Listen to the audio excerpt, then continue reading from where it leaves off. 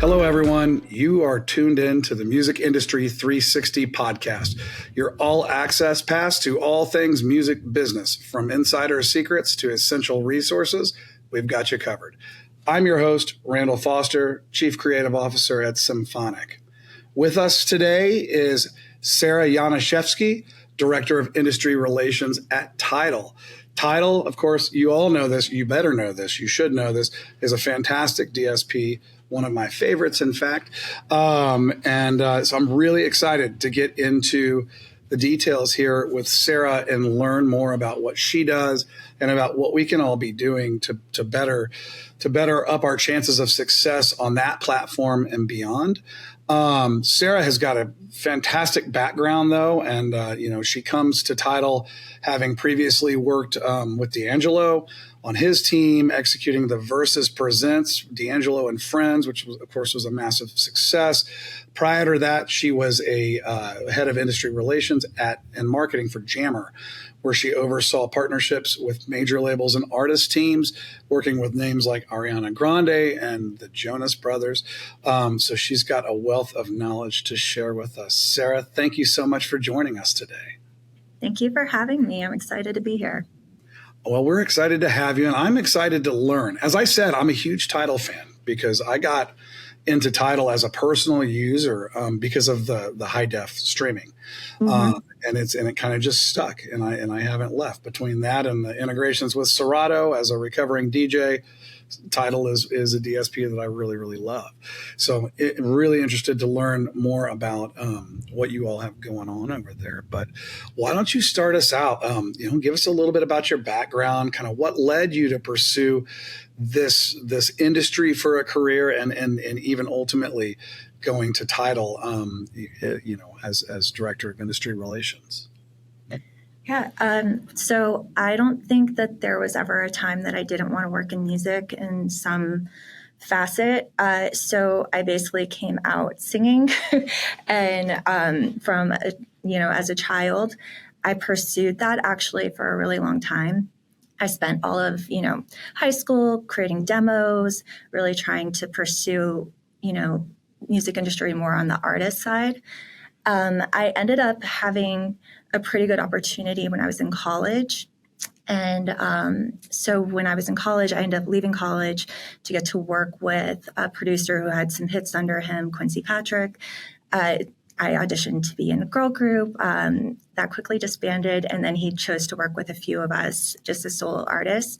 So I started off on the artist side, but generally, I knew even if it wasn't as an artist, I definitely wanted to work in music. So I also studied like a fiend on all things on the industry side.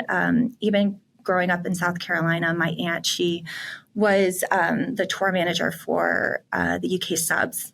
And so I grew up coming up to visit her in New York and just getting to see that side of things. I just knew I needed to be in it in some way.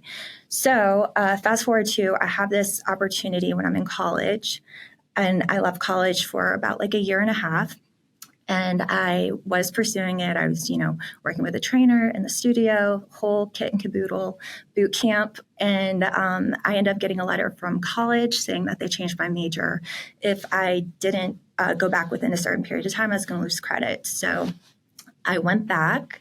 And while there, I was, chatting up to everybody about music, including my professors. And one of them connected the dots for me that led to my first internship. And so I started interning for Gamble and Huff, who are legendary producers behind the Sound of Philadelphia. And they offered me a job before I graduated. And before I knew it, I was doing more on the business side, and I wasn't singing as much. And so I was doing a number of projects for them, including getting them inducted into the Rock and Roll Hall of Fame. I was one of the key points working on that. And I just fell in love with the business side. And I also, at the same time, met a young artist named Cody Wise. And I was a youngin'. I didn't know anything about management, but I told his mom, he's super talented. I would love to just dive in. And so we went on this whole journey with Cody. And we went from him going from an emerging artist to getting signed to Interscope. He had an overnight success hit with will.i.am that went #1. So I got to experience that. I quickly realized it made more sense to focus on like putting the eggs in the Cody basket versus me as an artist. So, but I actually think having been an artist at one point made me like more equipped and like, you know, I have like a deeper understanding about the nuances of an artist and a creative. So I just became really passionate about trying to actuate the dreams of artists and being an advocate for artists. So it's a long-winded story, but so I worked with Cody. I also went over to on the City of Philadelphia marketing organization side and ran a music brand for the city, worked with the Roots, a whole bunch of folks. And I started developing a lot of marketing chops that way on the music side and just creating a platform that amplified a lot of the music creators out of Philadelphia. Did that for a number of years, and I finally got myself to New York, which was always the dream for me, was to work in music, live in New York. And I started working at Jammer. And so Jammer was a STEM-based music app. We had a number of artist investors. Scooter Braun was deeply involved with us. And that's how I started working directly with all of the labels. And I started really getting a lot of my contacts on the label side that way. But another thing, aside from being like an artist advocate all throughout my career, another piece has been like being a big proponent about your relationships and networking. So that has definitely carried me through as well. So I did Jammer. And so for that, as you mentioned, I was head of industry relations and marketing for that. We did that for a number of years leading into the pandemic. So we ended up shutting down Jammer. And going into the pandemic, I was like, oh, well, what am I going to do now? And that led me to my friend tour, Deanna Williams. I met her my very first day working for Gamble and Huff, and she's a very well-known artist coach. So she does media coaching for artists, and she's been doing it for like 30 years. Like New York Times calls her the artist whisperer. And so she's like, well, sweetie, come on, I'll teach you how to do this. And because of the flexibility of being able to do stuff virtual, I was able to join her for sessions. And then I started media coaching artists, which also was diving into like artist development as well. So I was doing that with her all through the pandemic. And then one day, D'Angelo called me. I had known him for a number of years. And my schedule was pretty flexible at this point because I was just coaching artists by day. He was considering doing verses, and so he brought me on, and then I started working with D'Angelo by night and partly during the day, and Deanna whenever we had sessions scheduled. And I did that all the way up until I came over to Tidal. And so at Tidal, I sit on the editorial team and I do industry relations, which means pretty much I am the connection point, or I am one of the connection points between Tidal and all of the industry. So I manage all of our relationships, whether it's majors, indies, labels, distros, just across the board, artists, artist managers, every genre. So I love getting to be the connection point. It's actually like in a very similar context to who I had when I was at Jammer. So it's all very familiar. And that's why I say like, your relationships are super key too, because it's definitely plays a role in where I am right now. I love that. I love to hear all the relationship talk there. Man, there's so much that I can pick out of what you just said. That's like little nuggets of wisdom, but I want to start with friend mentor. Friend mentor. Yeah. I've never, I was today years old when I learned that word. I'm not sure if I made it up, but it just came one day it came out and I was like, yep, that's exactly who she is. But that's awesome. And as like a unabashed over networker as I am, I think you and I are probably wired pretty similarly that way. Mm-hmm. Like it's so much fun to work with your friends and especially to lean on each other for strengths that they have, and they come to you for the strengths you have. That's a really, really cool melding of the two words. And then the network thing, there's a great quote. I can't remember who said it, but it was, it's not work, it's network. And I was, it's always stuck with me. It's probably some stupid Instagram meme that I read, and now treating it like it's a line from a Jay-Z song or something. But anyway, no, that's all really, really, really awesome. And then of course, coming to it from an artist perspective, having done the artist thing, I can imagine that you are kind of a translator of sorts, right? Between the business and the art. Do you view yourself in that role? I would say I definitely am positioned to be that. I don't know that I'm always the translator, but I definitely have a high empathy level and understanding around the nuances for a creative, which definitely I know it's come in handy with, working directly with some of the artists and like all of the different ways that I do, but especially when I was on their teams, just really having to have an understanding and, really knowing the language and making sure that everybody feels comfortable, because it's always critical for an artist to feel comfortable and at ease and, feel like you're being your authentic self. Like that reads very quickly if you're not. So yeah. So maybe a translator, maybe sometimes. Awesome. No, that's fantastic. And I love the whole origin story. It's one of the most fascinating things about these interviews is getting to learn kind of where people have come from. It's a doozy. I probably should have taken a breath in between. I'm just amazed you did that all in one breath. So for your role at Tidal, and like you said, you kind of oversee all of the industry relationships, which, my God, that's an undertaking. I assume you have to have colleagues and staff under you that assist you with these kind of things.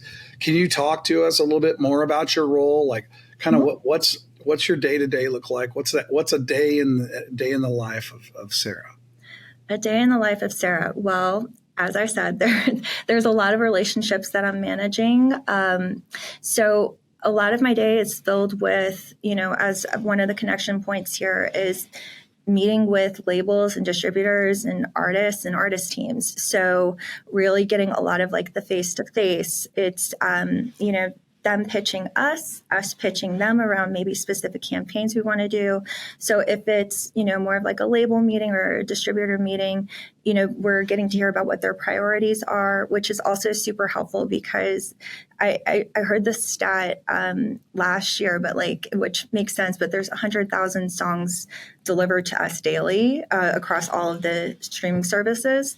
So that's a lot to navigate. So it's helpful, like getting to discuss priorities with our partners, because then it helps us in terms of like, okay, we know that they're putting resources behind this. Like it helps, just at least us prioritize on our side as well.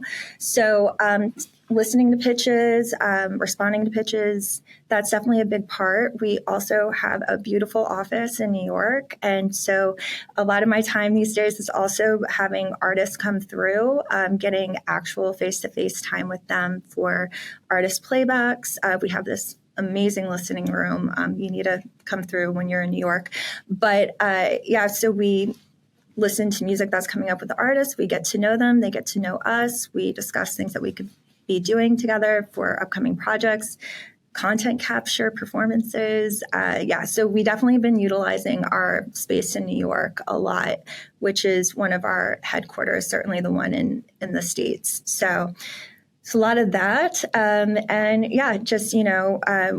Getting to know what's coming up for like our product features, making sure that all of our partners know it. And then, trying to get them to adopt our new product features and getting artists to lean in. So those are all parts of my day-to-day. Awesome. And I think the stat now is 120,000 plus. Sheesh. Okay. Well, I'm a little behind on my stats, but it's a lot to navigate, It's an awful lot. You guys are definitely drinking from the fire hose with regards to those pitches. I don't envy being on the receiving end of those artist pitches. But how great is it that you can have face-to-face meetings again? It's like, oh my gosh, man, we all miss that so bad. Honestly too, with because when I started at Tidal, we were it was in the pandemic, and so we were still doing everything via virtual, and it's. You could still get into a song when you're listening to it via the screen, but it's wildly different when you're in person, as you can imagine. And you can take down some of like the screen barrier and really get to know some of the artists. Like we've had some really, really incredible moments with artists where we're like crying together and such. So yeah, which, screen doesn't always allow for that. So it's great. Yeah. This is an emotional business. It's nice to be face to face. Absolutely. To get to share those emotions. So if I'm an artist and trying to navigate my way through this business, what are some things I should know about at Tidal that I should be leveraging? Like what are those, like what are the best ways that I can actually educate myself to know what I need to be doing? Are there tools provided by Tidal that you recommend artists taking a deep dive on? Yeah, I mean, we have been rolling out tools and programs especially over the last year, and we're, just getting started. So, to answer your question, there's plenty to lean in on right now and more to come. So, like for starters, we finally have an artist dashboard. So, number one thing I would say is to make sure that you're claiming your profile on Tidal Artist Home. And there's a ton of resources that you can get through there, and just more coming. It's going to be and is a hub for artists. So right now, it's how you can control your presence on Tidal. There's, fan data on there. There's also a feature called collabs that we rolled out somewhat recently. And that's where you're getting served up as an artist, other recommendations of artists that we feel you might make a good connection with. You can DM with them on Tidal Artist Home. There's definitely cool stuff that we are experimenting with and starting to roll out. So for sure, for starters, I would say Tidal Artist Home. On the emerging side, we have Tidal Rising, which is our program for emerging artists. We, over the last year, really put an exclamation point on that, and we have put in a lot of resources and support for emerging artists through that program. So you can apply to be a part of it.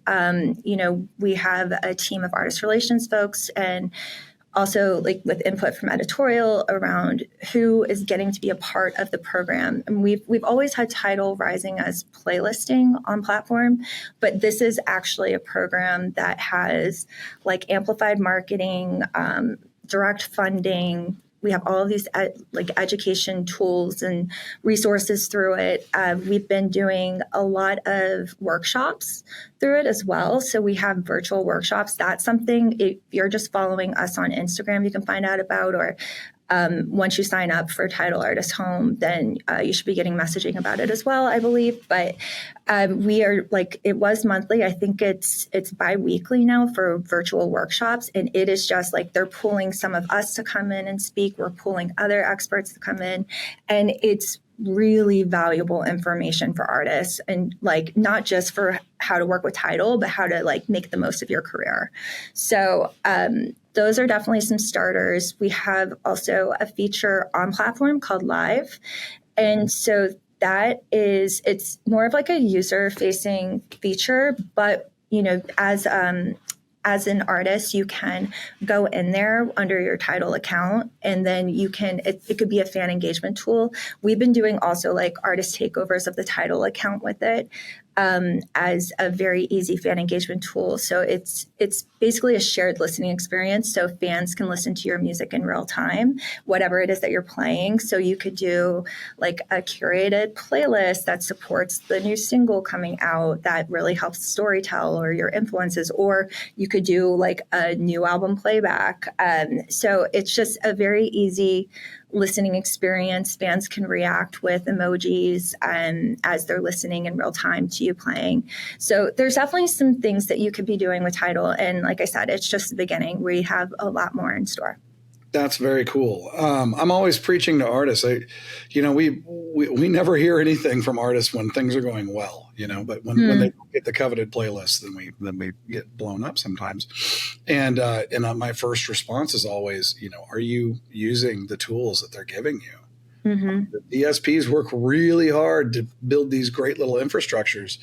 And I think so many artists kind of look past that. And so I love that. I actually wasn't aware of a lot of the things you just mentioned. So that's fantastic. Outside of your owned resources, are there any external tools that you really believe in? Like, I'm a really big proponent of pre-saves. What are your thoughts on that? Are there other kind of tricks of the trade that you would recommend emerging and established artists to really consider to help them not only best navigate with Tidal, but I mean, we're looking at an ecosystem of music, right? So, I'm thinking I want my artist to perform on Tidal and to crush there, and you guys are so very supportive, but also everywhere else, fingers crossed. And so what tools, or resources do you think are really valuable outside of your ecosystem? Yeah, I mean, well, I definitely think pre-save is for sure a big one. That's how you can even gauge the excitement ahead of time too. So I think for sure pre-save is up there. And outside of even just tools, I would say that just really like even paying attention to like release strategy and things that you could be doing to build up buzz even before the project comes out, like in addition to pre-saves, like, are you teasing the song with content? Are you like capturing behind the scenes stuff, so that way like once the song comes out, then you can actually like give people more storytelling of behind the scenes, like how often are you releasing? Are you doing it like every 6 weeks? Like paying attention to what seems to be working for artists who are properly building buzz. So I think 6 weeks the cadence that you like. Sorry to cut you off. The cadence that you like right now. I'm on the fence between 5 and 6 weeks, but I think that's it's right. That's the sweet spot. I feel like in that window, I don't know that it's necessarily like has to be like 6 weeks on the dot, but I would say like around that window, because you want to give the song time to perform, and then but like you've already done all of your things at that point, so you need to hit them with like the next thing. So I is it 5? Is it 6? Like somewhere in that window is something that I see a lot of our partners doing that seems to be working for their artists. So so I would say around that window. So honestly, I think just really like paying attention, like even like what your favorite artists are doing at your level, and then the level that you want to go to, and just like kind of taking a nod from what like some of their like cadence might be and their drum beat might be, I think is really smart, because like they're doing stuff that you like, and that seems to be working. So really like the research and being consistent, making content, all of that. I mean, obviously everything starts with the music needs to be good, but once you do that, then comes the storytelling and rollout. So those are resources. I actually think a lot of my distro partners, Symphonic included, do a really good job of creating a lot of good resources they put through like on their newsletters and stuff, or have on their websites, on their blogs. Just like it's free advice that's right there for you. That's like, it's really peeling back the curtain so you can really see like, these are the things you should absolutely be doing. And obviously like they know what's up too. So those are definitely some of the things that I would recommend. Awesome. Now is one of my favorite times in these interviews because we get to get into a time machine and look forward and try to figure out what changes are coming, and good, bad, ugly, whatever it be. But I love these questions, and I love that these were some things that you guys were wanting to talk about today. But let's think about right now the industry as it stands, and what emerging trends are you seeing that you actually think aren't just flavor of the month? Are there some technologically, et cetera? Are you seeing trends in the industry at large that you think are going to have staying power, that are going to be, whether it be Dolby Atmos, or whether it be lossless audio, or new marketing methods that you're seeing that seem to be a trend today that may be industry standard tomorrow? Yeah. So, I mean, for me, so there's no shortage of tools these days. Like, I think that like tools keep getting better. There's a ton of stuff that artists can be leaning into and experimenting with.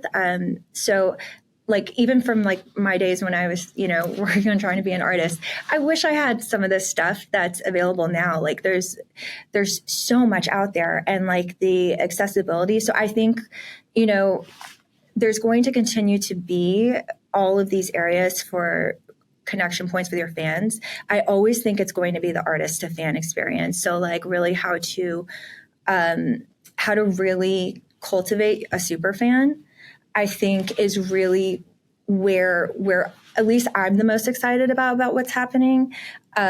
Because like I have friends that run, some companies that they're like some of the top of like artist to fan experiences and stuff. And like, even me as a super fan for artists, like I love that I can now do things with my favorite artists and like have different connection points with them than I've ever would have been able to like years ago.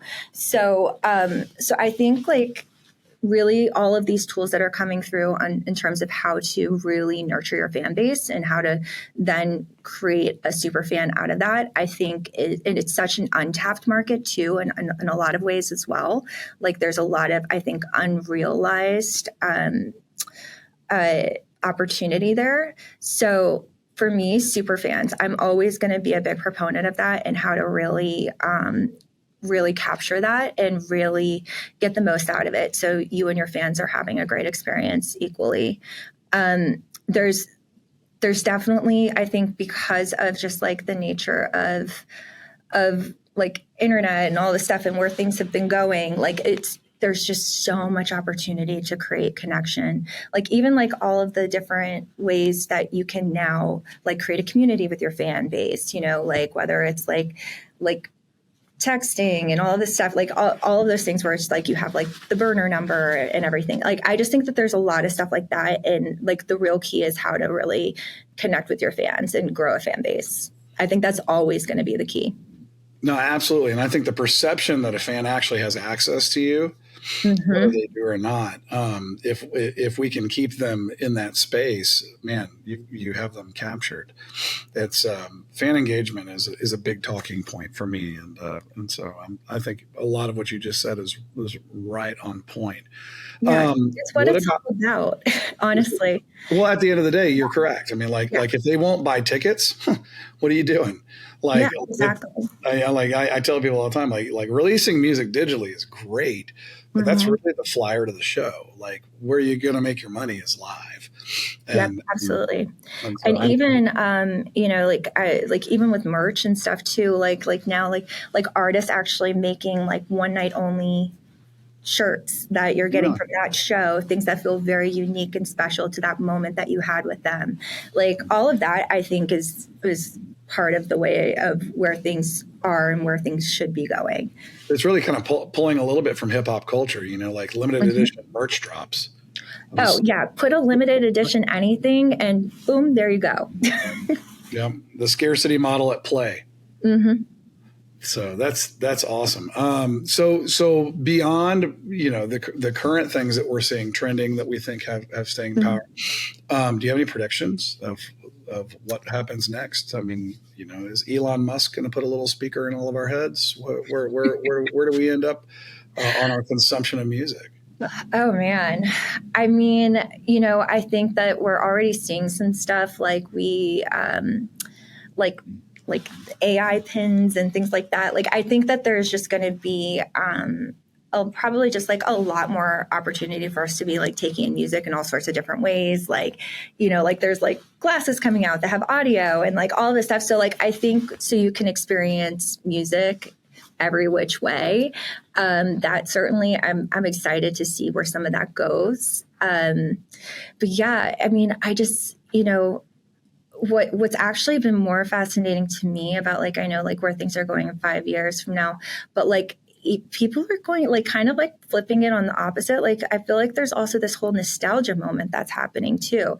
So like, even with like, okay, yeah, where could it go? I mean, there's a million different directions things could go, but I've actually been so fascinated by everybody leaning in on nostalgia. Like I was just sent a cassette tape and a tape player, like a Walkman, to listen to the cassette tape. And I was like, okay. And actually I had a coworker who like she wasn't sure how to even open a cassette tape recently. And I'm like, talk about aging myself. But and like, even like the nostalgia of like actual music and everything, I've actually been more fascinated by the nostalgia coming back than anything.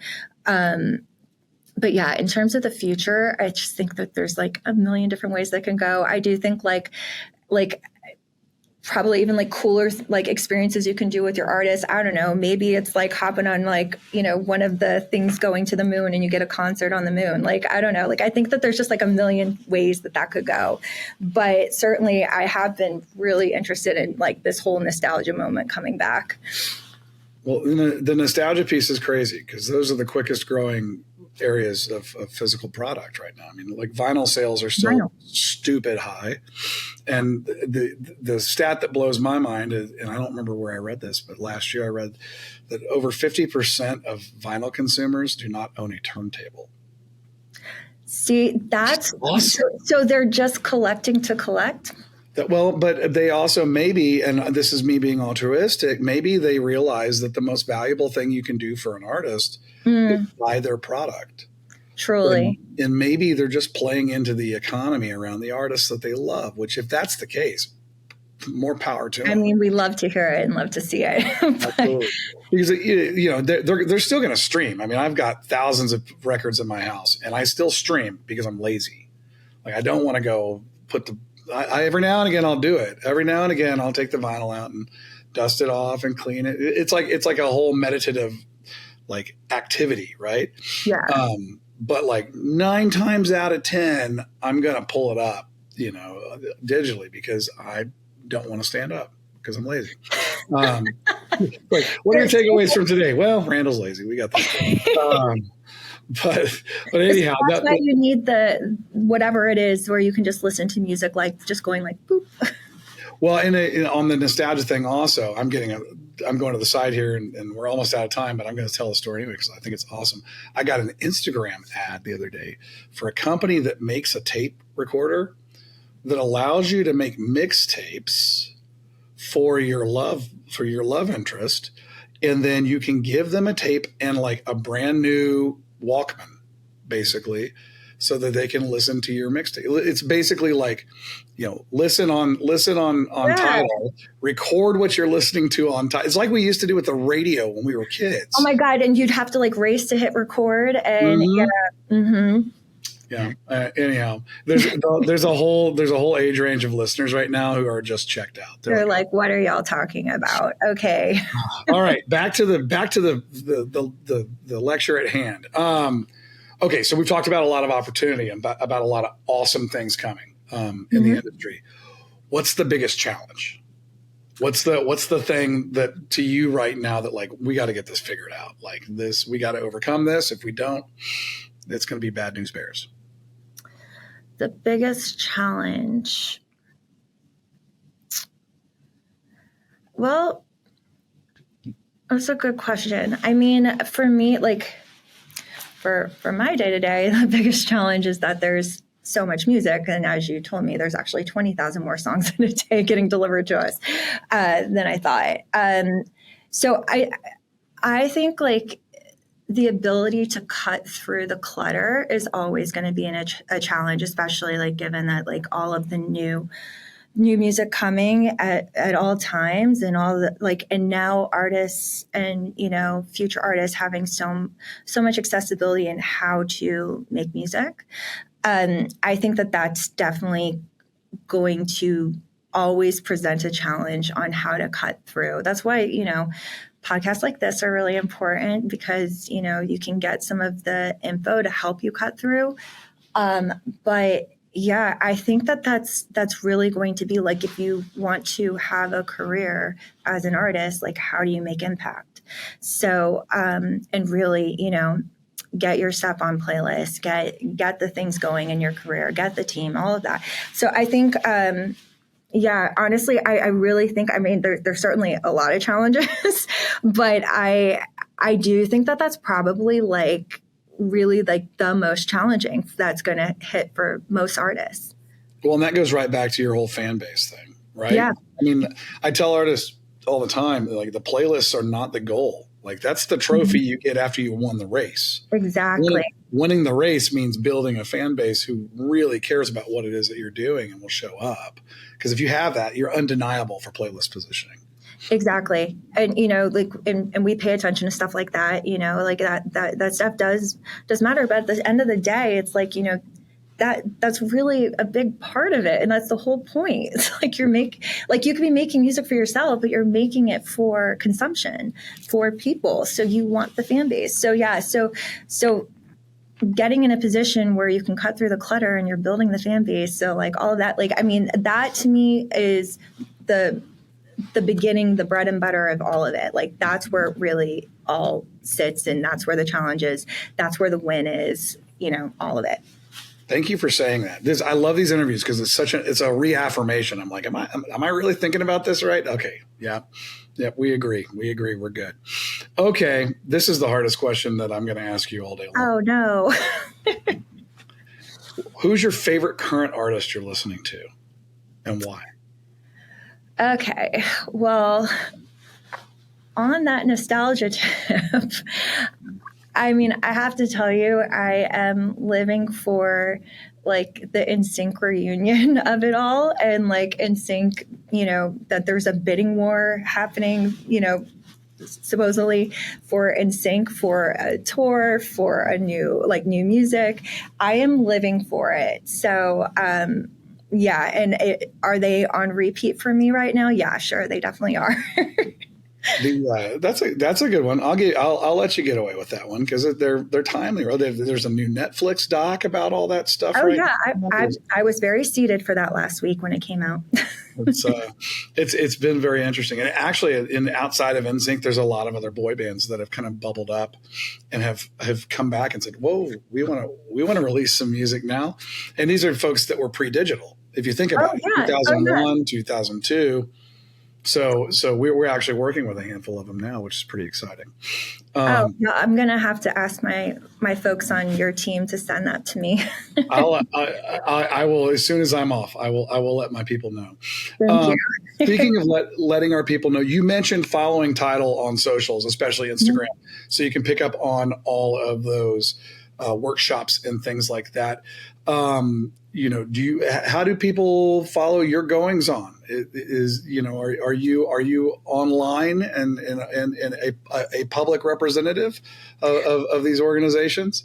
Yeah, I am.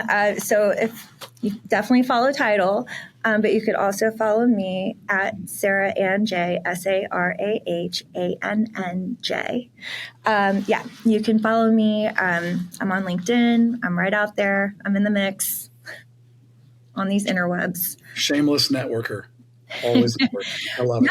No, but it's also my friend tour. She calls it net weaving, and I think that's a good one too. She's a wordsmith. Everything that she says is amazing. I feel like you and I and her need to have a Zoom call sometime soon because she sounds amazing. Oh, she's incredible. If I could just have one little thread of her fabric, I'm telling you, she's amazing. That's awesome. Well, thank you so much for joining us today. This has been really, really fun and really delightful. Ladies and gentlemen, this is Sarah Janiszewski, Director of Industry Relations at Tidal, and she just spit so much knowledge at us today. Thank you so much for joining. Thank you. Thanks so much for having me. Appreciate it. All right, everybody. This is Randall Foster with Music Industry 360, and this wraps up another awesome episode. Many thanks to Sarah and Tidal for joining us today and for enlightening us and all the great things going on there. And thank you for listening. Tune in for the next one.